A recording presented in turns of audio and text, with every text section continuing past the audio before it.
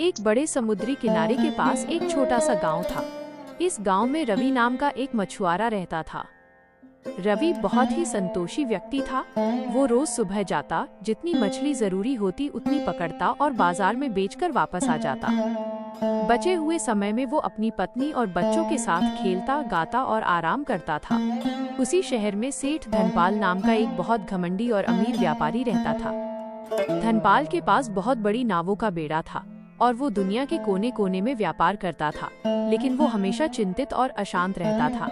उसे लगता था कि उसके पास कभी पर्याप्त धन नहीं है और वो हमेशा और ज्यादा कमाने की योजनाएं बनाता रहता था। एक दिन धनपाल अपने काम से फुर्सत पाकर किनारे पर टहल रहा था। उसने देखा कि रवि मछुआरा दोपहर में अपनी नाव पर आराम से लेटा हुआ है और बांसुरी बजा रहा है। धनपाल को गुस्सा आया।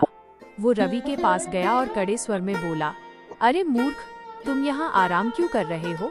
अगर तुम इस समय मछली पकड़ो तो आज दुगना पैसा कमा सकते हो।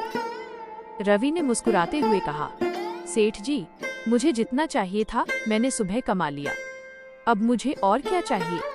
धनपाल ने हैरानी से कहा, क्या चाहिए? तुम्हें और पैसा चाहिए?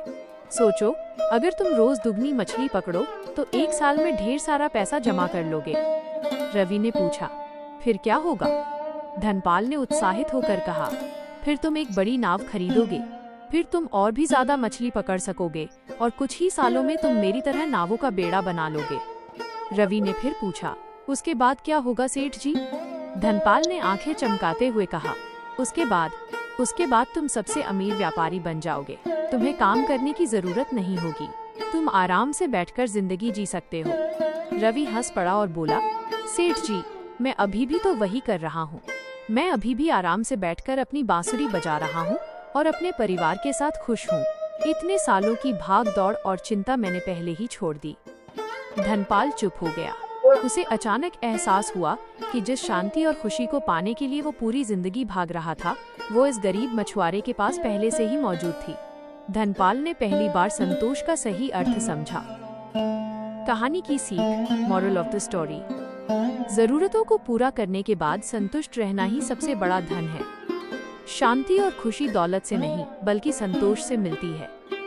The greatest wealth is being content after fulfilling your needs. Peace and happiness come from contentment, not just wealth.